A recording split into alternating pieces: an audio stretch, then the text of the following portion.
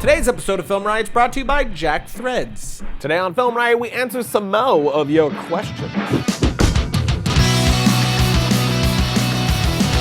Welcome to Film Riot Mondays. Now, before we jump into the episode, I just wanted to let you guys know about a Christmas promotion we're doing through Triune Apparel for all our hoodies and filmmaker t-shirts. So if you were planning to buy one of them, you can now get 10% off by using the promo code YAYCHRISTMAS. We're doing this for Christmas only, so if you were planning on buying it as a Christmas gift or if you just wanted them, now's the time to strike. So go to this website and use the promo code YAYCHRISTMAS on checkout to get 10% off. Now, into the episode. Today we're going to be cracking open our questions again. We're going to be doing mail sack segments every Monday from now on. It won't always be a full episode. More often than not, it'll just be like half of an episode. But we're currently working on the Christmas special, so it's a little crazy around here to say the least. So today it will be the full episode, but that's enough of me running my gums on that.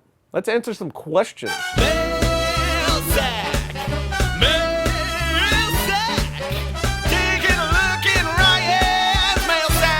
First question, are there any free compositing programs that are any good? I'm in high school and have no money to spend on programs like After Effects. Help. Free? None that I know of. If you guys know of any, tweet it to me and I can promote it on the show, but I don't really know of any that are any good that are free. But Motion for Mac is really good, and it's only $50. I mean, it's nowhere near as good as After Effects in my opinion, but for $50, the program's fantastic. But again, you have to have a Mac computer to be able to use it. So if you do have a Mac, check out Motion. If you could only do one job on set, which would you do? DP, director, soundman, editor, etc.? I actually only really want to do one specific job on a film set, and that's director. Everything else I do right now out of necessity, but hopefully when we get a bigger budget, I can hire people that are far better at me than these things like cinematography and sound, and they can handle that just so I can focus on telling a story, which is ultimately all I really want to do. I love writing. I'll definitely write, produce, and direct, but ultimately, on set, the only thing I want to be doing is directing the film. If you could go to any movie premiere, past or present, which would you choose? That is an awesome question. I don't know that I could pick one. There's so many that I would have loved to have been at. I know you would probably pick Star Wars. There, Bruno's. Yep. Jurassic Park, Indiana Jones, and Hitchcock's Psycho, I think would be my three.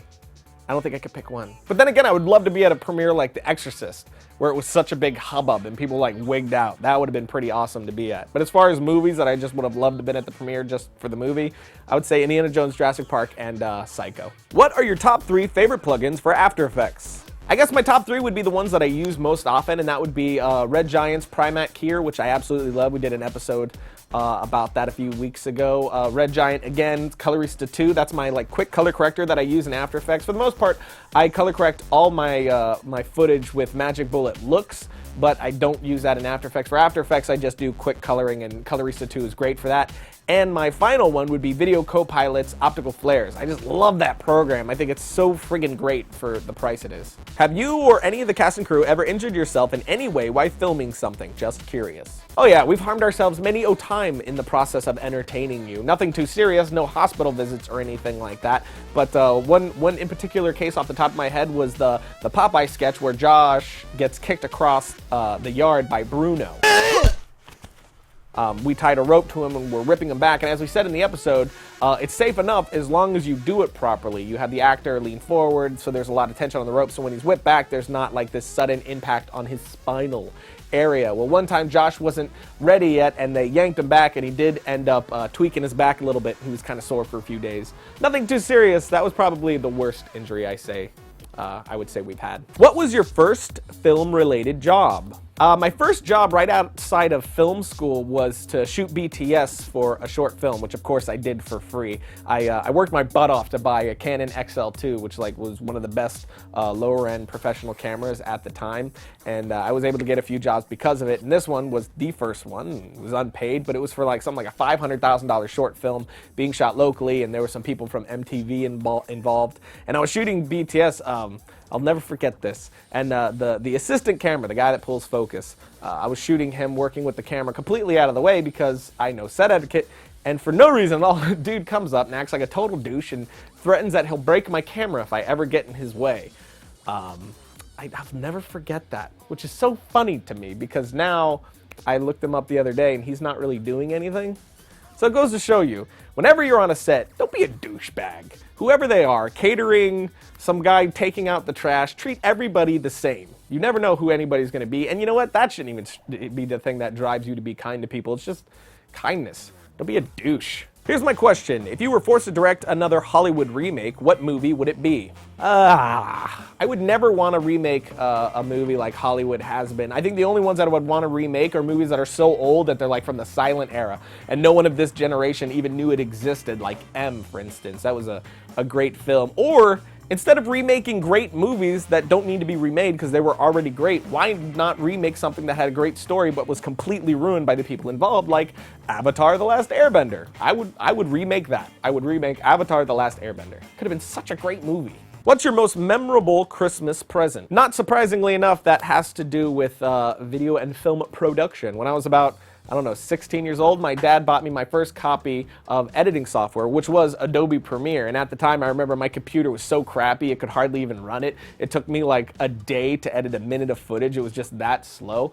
And my dad had to like research for months because he knew nothing about video editing software. He had to talk to a ton of people, but he ended up getting the right thing. And it was finally my first foray into the digital world of editing. I got to leave my editing from VCR to VCR behind forever and moved into digital from that point on. Can directors use stage names like actors and actresses do in the film industry? Of course they can. There's some that do, like Mick G or MCG, whatever the freak he calls himself, and then what's that other guy, Chaos, who did Exorcist Sever. But my question is, why would you want to? Be proud of your name. It's your name. Plus, it doesn't really matter what your name is. It matters if you're talented or not. So be talented. And you know what? If my name was Dick Butkus, I would change the crap out of that immediately. What can we expect after you finish Tell, apart from Film Riot and Film State? After we're done with Tell, we got a bunch of really exciting things in the works, including a feature film, which we have talked about before. We've been narrowing down what I want to do as my first feature, and then we're going to start looking to work on that more seriously coming really, really soon. But we got a lot more other exciting things with a production value and level to which you've never seen from us before, including potential miniseries, which would be sort of a sci-fi-ish type of a thing, but we'll see. Nothing I can tell you right now, but there's a lot of exciting things hopefully coming next year. It's Christmas time, which means you're probably buying a bunch of gifts, and if you're doing that, you really don't want to pay full price on anything. And if you love alternative apparel brands like Kid Robot or Hurley, or the person you're buying a gift for do, you don't want to waste all your cash on them. But you can score these premium brands at up to 80% off every day. There's a new invite-only shopping club just for guys called Jack Thread, serving up street, skate, and surfwear brands at prices that will make your brain melt. Now, there is a wait list to join, but if you head over to jackthreads.com/FilmRiot, you get instant access to all the killer hookups right now. And the great part about it is that it's free to join. So hit up jackthreads.com/FilmRiot and you'll instantly start saving without having to leave your house. So you can enjoy your eggnog and surf the intranets for your giftsies and get savings. That's good. Logo. Welly, deli, jelly, belly, that's it for today, but we have a really fun build coming on Thursday, goofy and cheap too. We also have our Christmas special coming soon, as I said before. Very excited about this one. I think you guys are really gonna dig it, but until next time, stay safe and make good films, my friends. Now off with you.